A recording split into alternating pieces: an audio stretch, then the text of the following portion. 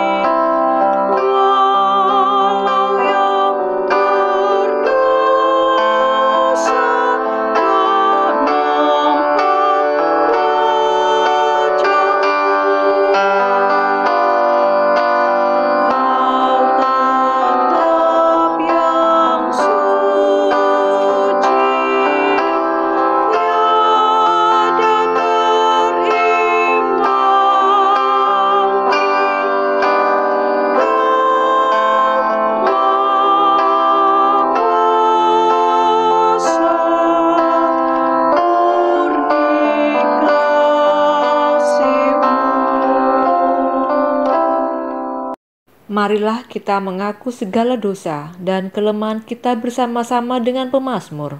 Kasihanilah aku ya Allah, menurut kasih setiamu, hapuskanlah pelanggaranku, menurut rahmatmu yang besar.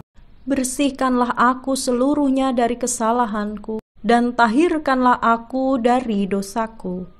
Sebab aku sendiri sadar akan pelanggaranku, aku senantiasa bergumul dengan dosaku. terhadap Engkau sajalah aku telah berdosa dan melakukan apa yang Kau anggap jahat. Sesungguhnya dalam kesalahan aku diperanakkan, dalam dosa aku dikandung ibuku. Bersihkanlah aku daripada dosaku dengan hisop, maka aku menjadi tahir. Basuhlah aku, maka aku menjadi lebih putih dari salju. Jadikanlah hatiku tahir ya Allah, dan perbaharuilah batinku dengan roh yang teguh. Kepada setiap orang berdosa yang sungguh-sungguh bertobat, Tuhan menyatakan anugerah pengampunannya. Marilah, baiklah kita berpekara. Firman Tuhan, sekalipun dosamu merah seperti kirmisi, akan menjadi putih seperti salju. Sekalipun berwarna merah seperti kain kesumba, akan menjadi putih seperti bulu domba. Yesaya 1 ayat 18. Puji dan syukur kepada Tuhan. Selanjutnya, terimalah petunjuk hidup baru yang demikian. Janganlah kamu menjadi serupa dengan dunia ini, tetapi berubahlah oleh pembaharuan budimu, sehingga kamu dapat membedakan manakah kehendak Allah, apa yang baik, yang berkenan kepada Allah, dan yang sempurna. Roma 12 ayat 2.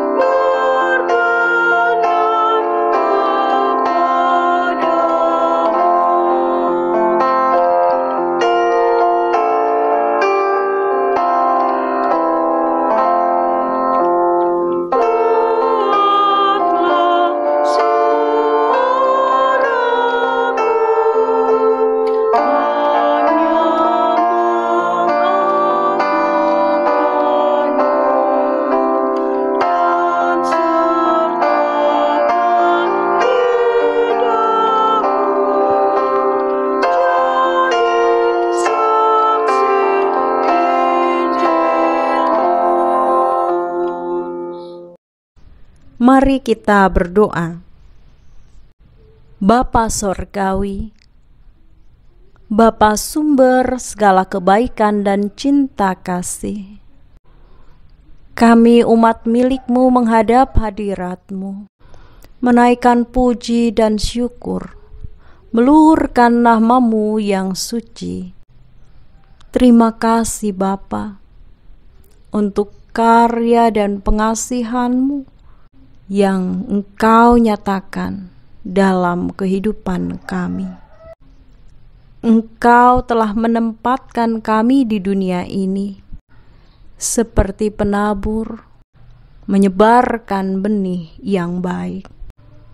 Mampukan kami Tuhan untuk senantiasa mengingat tugas dan panggilan kami di dunia ini, untuk memancarkan kasih dan kebenaran dari Tuhan. Pagi hari ini, ketika kami bisa berkumpul bersama di sini, itu karena anugerah Tuhan. Kami percaya Tuhan, bahwa saat ini Engkau akan menguatkan dan memperbaharui kehidupan kami dengan kuasa firman-Mu, sehingga kehidupan kami semakin baik dan lebih baik lagi. Bapa Sorgawi, perkenankan saat ini kami mendoakan saudara-saudara kami yang sedang sakit secara fisik, sakit hati, sakit karena berbagai pergumulan. Tuhan, berkenanlah Tuhan menolong dan memulihkan mereka.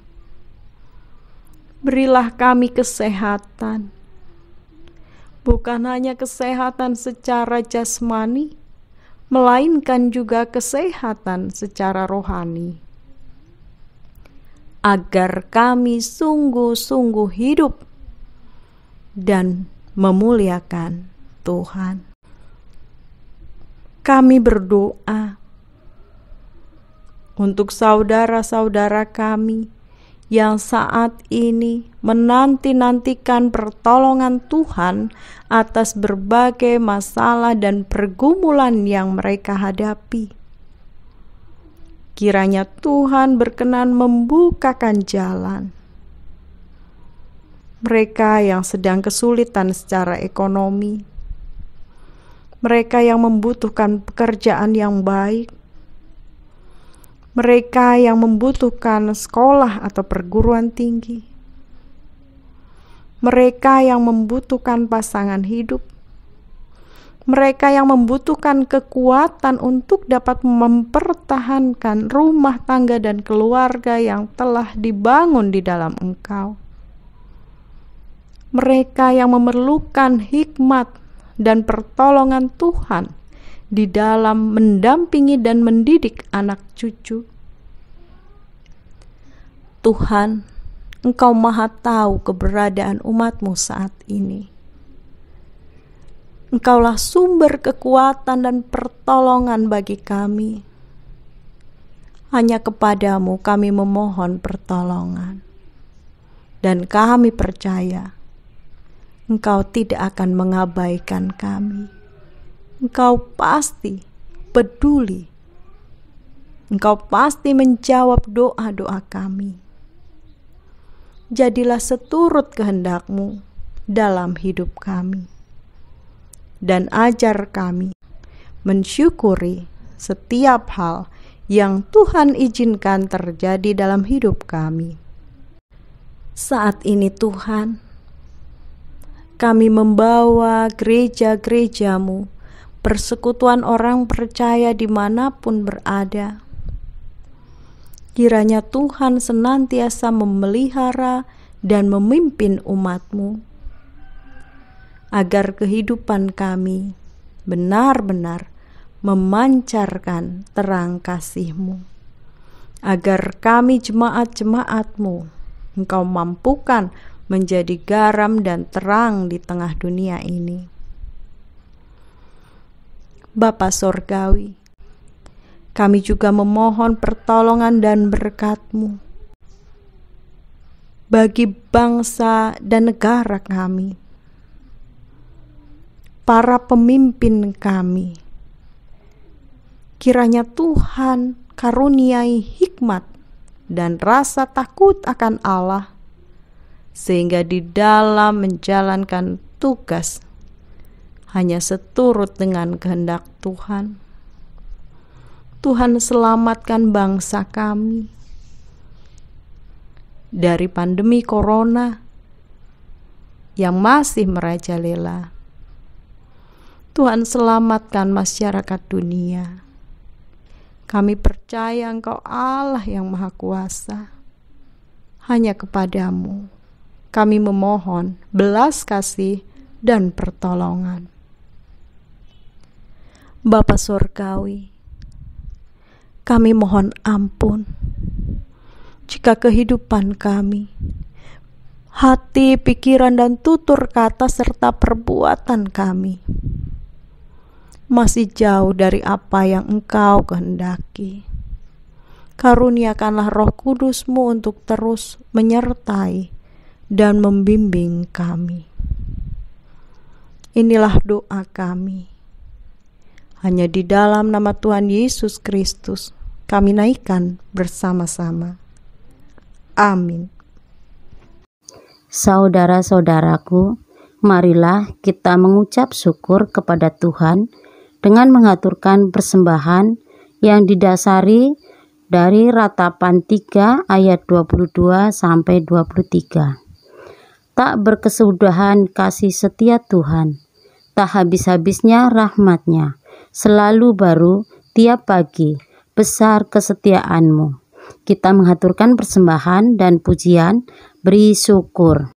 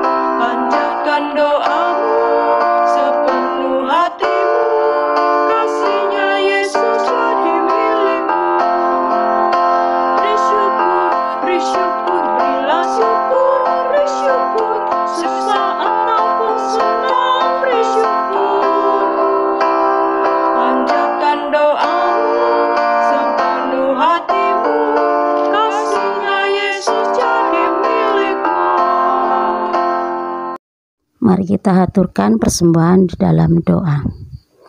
Ya Tuhan, sungguh kami mengucap syukur begitu banyak berkat yang Kau curahkan dalam hidup kami. Saat ini Tuhan, kami menghaturkan persembahan sebagai ungkapan syukur kami. Kiranya Tuhan berkenan atas persembahan ini, dan biarlah menjadi alat perluasan bagi gereja Tuhan di muka bumi ini. Bagi saudara kami yang mengelola persembahan ini, kiranya Tuhan beri hikmat agar dapat mengelola persembahan ini dengan sebaik mungkin. Tuhan, kami juga akan mendengarkan firman-Mu. Kiranya Tuhan berkati kami, baik yang akan menyampaikan firman ataupun yang mendengarkan firman. Biarlah firman ini boleh hidup dan menuntun hidup kami, agar hidup kami seturut dengan kehendak Tuhan saja. Inilah doa kami Tuhan, ampuni segala dosa dan kesalahan kami. Dalam nama Tuhan Yesus kami telah berdoa. Amin. Bacaan pertama diambil dari Yesaya 44 ayat 6 sampai 8. Beginilah firman Tuhan, Raja dan Penebus Israel, Tuhan semesta alam. Akulah yang terdahulu dan akulah yang terkemudian. Tidak ada Allah selain daripadaku. Siapakah seperti aku? Biarlah ia menyerukannya, biarlah ia memberitahukannya dan membentangkannya kepadaku. Siapakah yang mengabarkan dari dahulu kala hal-hal yang akan datang? Apa yang akan tiba, biarlah mereka memberitahukannya kepada kami. Janganlah gentar dan janganlah takut. Sebab memang dari dahulu telah kukabarkan dan kuberitahukan hal itu kepadamu. Kamulah saksi-saksiku. Adakah Allah selain daripadaku? Tidak ada gunung batu yang lain. Tidak ada kukenal. Demikian firman Tuhan. Mazmur 86 ayat 11 sampai 17. Tunjukkanlah kepadaku jalan-Mu ya Tuhan, supaya aku hidup menurut kebenaran-Mu.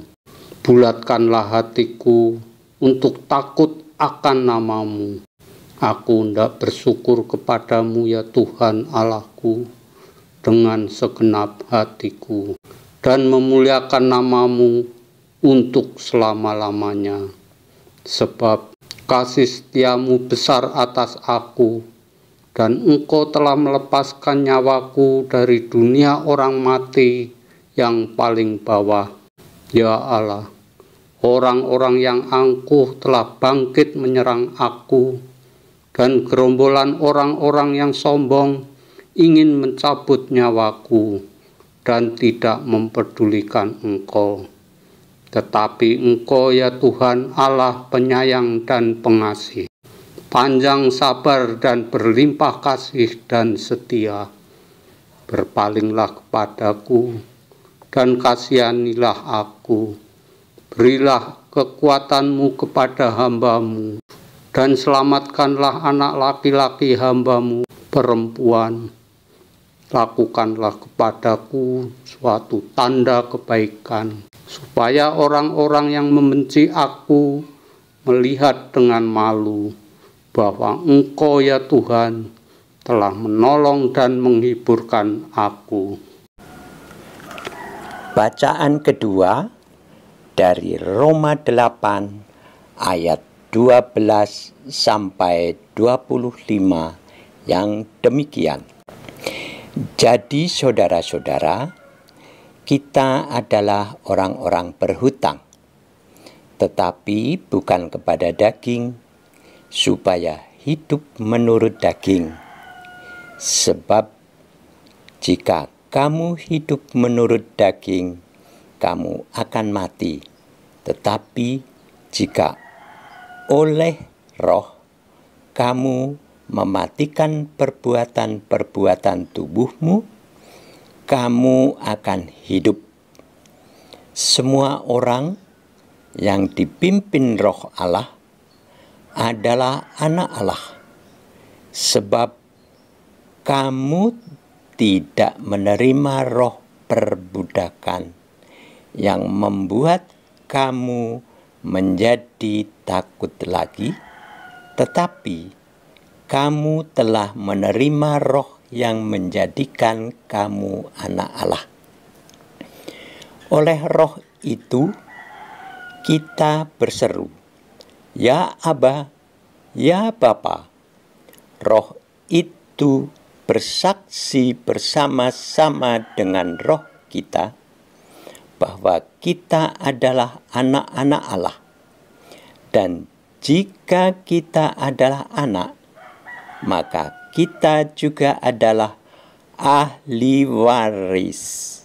Maksudnya, orang-orang yang berhak menerima janji-janji Allah, yang akan menerimanya bersama-sama dengan Kristus, yaitu jika kita menderita bersama-sama dengan Dia, supaya kita juga dipermuliakan bersama-sama dengan Dia.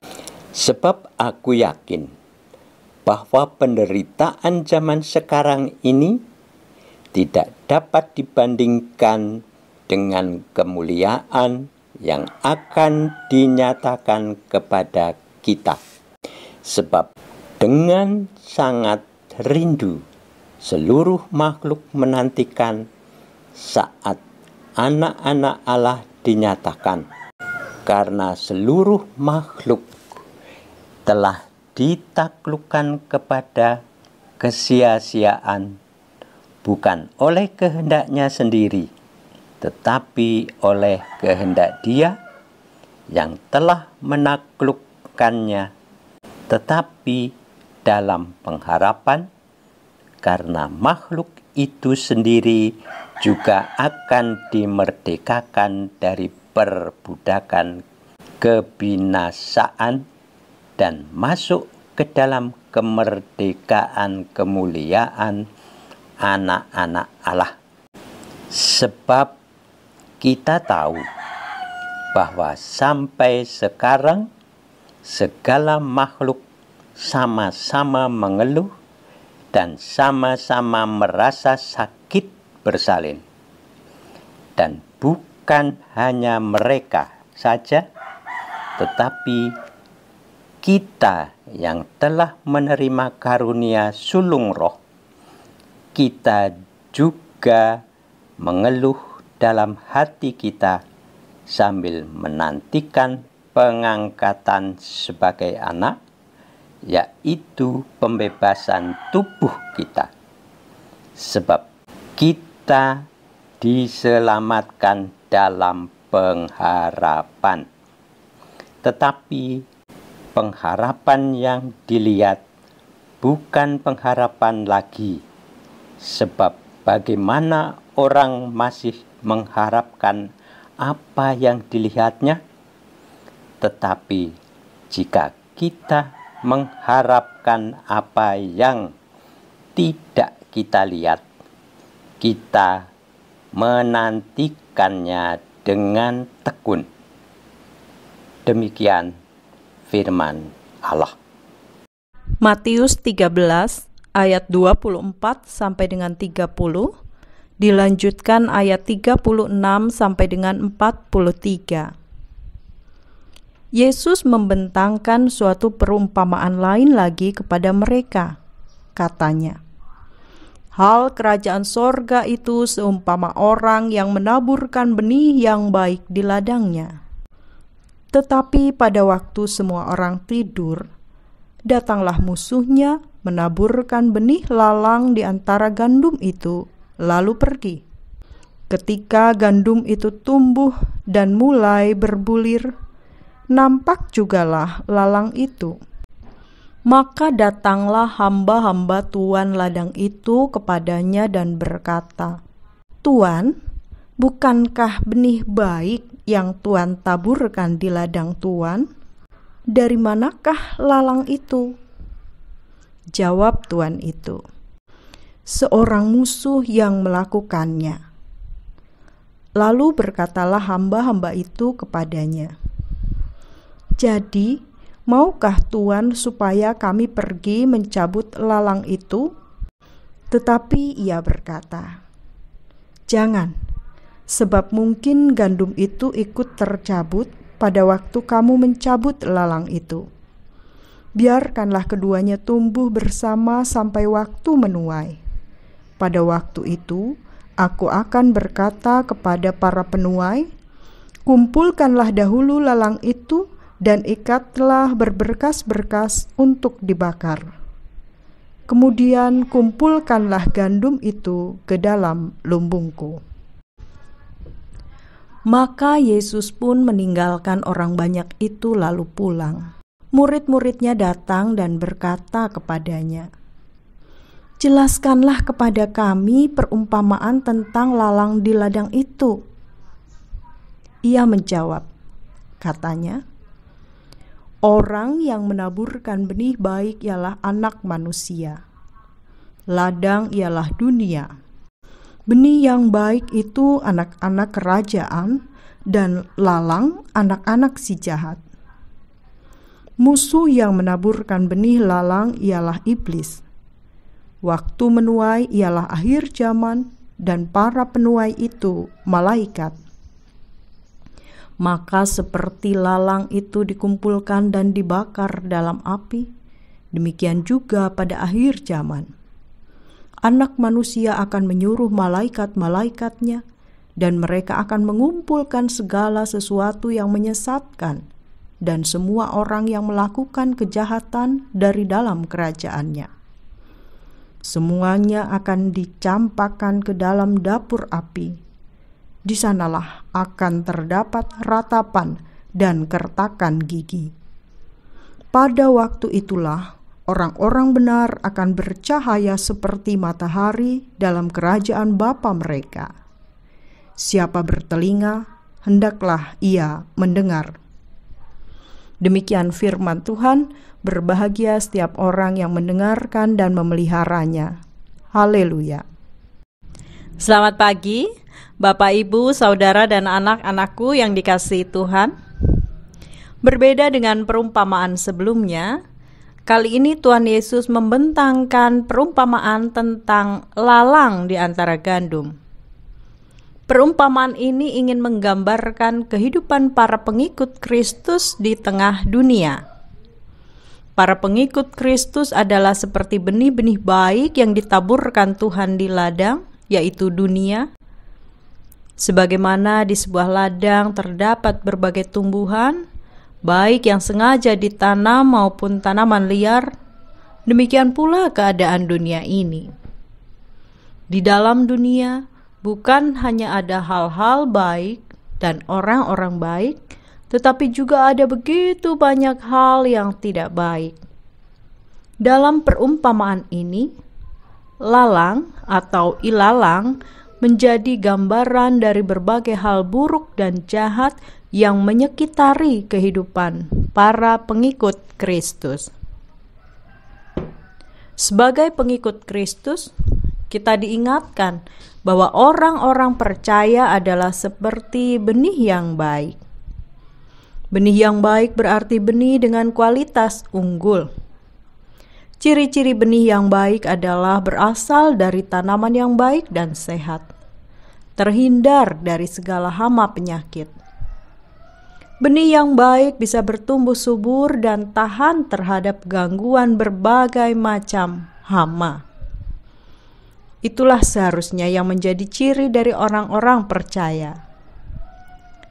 Kita disebut sebagai anak-anak Allah, berarti kita berasal dari Tuhan, sumber segala kebaikan. Untuk itu, seharusnya kita menampakkan kebaikan-kebaikan dalam hidup sehari-hari. Selain itu, sebagai benih yang baik, kita juga harus kuat dan tahan terhadap berbagai gangguan hama di sekitar kita. Kita harus tahan terhadap berbagai gangguan dan pengaruh buruk di sekitar kita. Orang-orang percaya seharusnya menunjukkan jati diri sebagai pribadi-pribadi yang tangguh. Dari mana sumber segala kebaikan dan ketangguhan kita? Hanya dari Tuhan sendiri sebagai asal muasal keberadaan kita. Bapak, Ibu, Saudara, dan anak-anak yang dikasihi Tuhan, Yesaya 44 adalah firman Tuhan yang ditujukan kepada umat Tuhan yang saat itu berada dalam pembuangan. Di negeri pembuangan itu, umat merasa berada di tempat yang buruk, tempat yang tidak pernah mereka harapkan sebelumnya. Namun, di tempat itu pun, umat Tuhan diharapkan untuk bertahan hidup dan terus bertumbuh hingga Tuhan kembali memulihkan umatnya. Mereka dinasihati untuk jangan gentar dan jangan takut. Di negeri asing itu pun mereka harus menjadi saksi bahwa Tuhan adalah satu-satunya Allah. Yesaya 44 ayat 8. Kehidupan memang tidak selalu berjalan mulus seperti yang kita harapkan. Namun Tuhan menghendaki agar kita menjadi kuat menghadapi berbagai persoalan dan tantangan di sekitar kita. Rasul Paulus menulis surat kepada jemaat di kota Roma sekitar tahun 57 Masehi. Pada waktu itu, Roma merupakan sebuah kota metropolitan. Roma menjadi pusat kekaisaran Romawi yang juga menjadi pusat dunia. Kehidupan di kota Roma sangat beragam, dan jemaat Kristen adalah kelompok minoritas. Jemaat Kristen mengalami tekanan dari orang-orang di sekitarnya dan juga dari pemerintah Romawi. Dalam bagian surat yang tadi kita baca, Roma 8 khususnya ayat 18-25, Rasul Paulus menghibur dan menguatkan jemaat di kota Roma. Pokok penghiburan yang disampaikan Rasul Paulus ialah bahwa penderitaan yang dialami orang percaya di dunia ini tidak sebanding dengan kemuliaan yang akan dinyatakan Tuhan kepada mereka. Berdasarkan keyakinan inilah, orang-orang percaya diharapkan tetap berpengharapan meskipun menghadapi berbagai tantangan dan rintangan.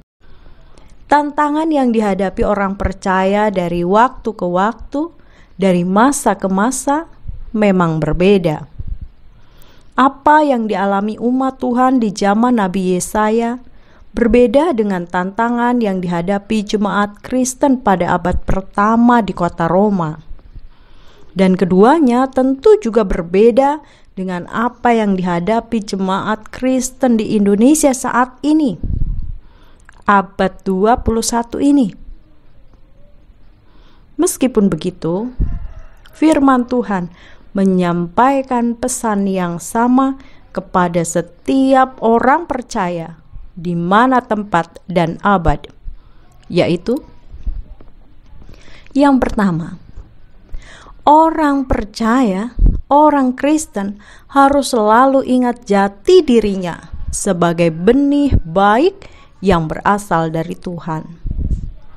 Dengan begitu, kita belajar mengarahkan hidup seperti yang dikehendaki Tuhan. Tuhan Yesus pun pernah menegaskan kepada para murid bahwa kamu bukan dari dunia. Yohanes 15 ayat 19. Kita ini berasal dari Tuhan, maka hidup kita harus diabdikan bagi Tuhan. Kita harus hidup dengan cara Tuhan Yesus telah hidup. Dan itu jelas berbeda dengan cara hidup orang-orang dunia ini. Orang percaya harus yakin Tuhan bukan hanya telah menanam atau menempatkan kita di dunia ini, tetapi Ia juga pasti memelihara kita. Bapak Ibu petani saja setelah menanam bibit tanaman tentu tidak dibiarkan. Boten dijoraken mawon nggih. Menapa malih Gusti Allah mesti badhe tansah ngrimati gesang kula lan panjenengan. Yang ketiga, orang percaya harus memiliki keberanian dan tekad yang kuat untuk menghadapi segala tantangan di tengah dunia. Sebagaimana tanaman gandum harus kuat dan berani berebut dalam tanda kutip air dan sari-sari makanan dengan ilalang di sekitarnya. Orang percaya tidak boleh menjadi lemah dan menyerah terhadap kenyataan dan tantangan hidup. Sebuah lagu mengingatkan kita, jangan pernah menyerah, jangan berputus asa. Mujizat Tuhan ada saat hati menyembah. Jangan pernah menyerah, jangan berputus asa. Mujizat Tuhan ada bagi yang setia dan percaya. Yang keempat, orang Kristen harus memiliki kesabaran dalam menantikan rencana Tuhan dinyatakan atas kita. Seperti tanaman gandum yang harus tetap bersabar meski hidupnya terhimpit ilalang hingga masa panen tiba, di mana Tuhan sang empunya ladang memisahkan ilalang dari gandumnya. Pada waktu itulah orang-orang benar akan bercahaya seperti matahari dalam kerajaan Bapa mereka. Siapa bertelinga, hendaklah ia mendengar. Matius 13 ayat 43. Ada amin, saudara-saudara?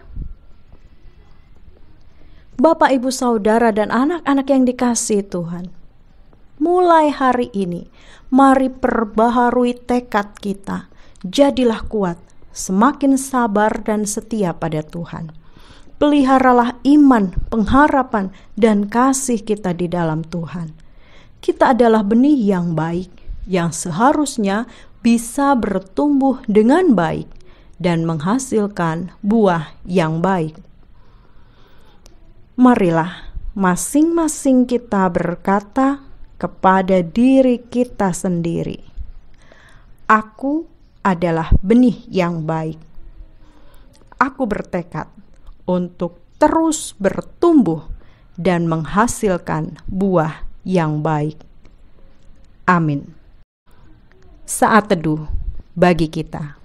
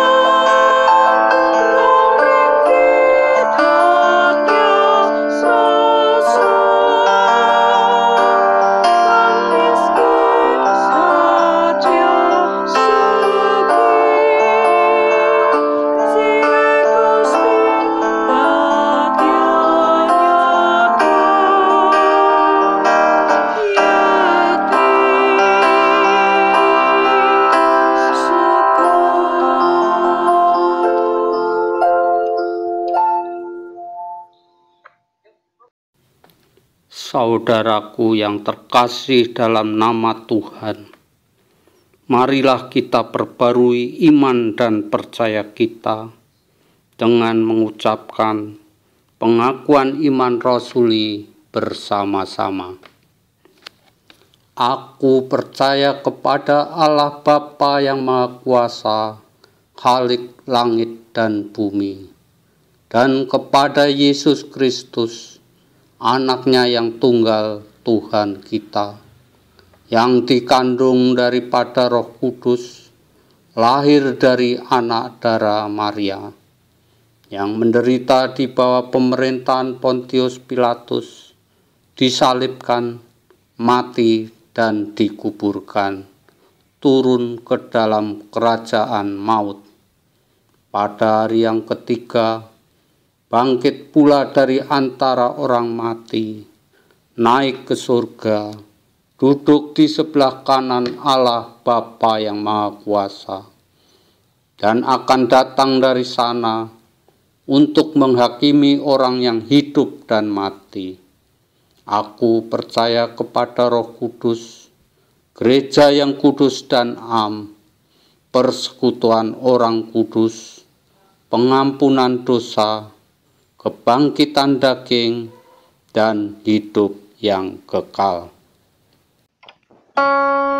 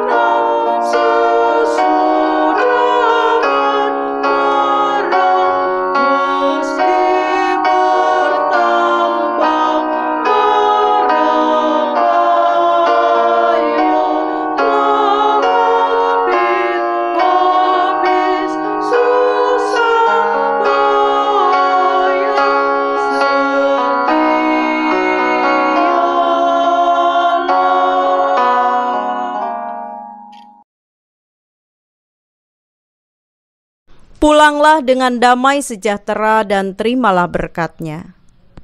Tuhan memenuhi hati saudara dengan sukacita. Tuhan memelihara hidup saudara dengan berkat-berkat-Nya. Tuhan menuntun langkah saudara kini dan selamanya.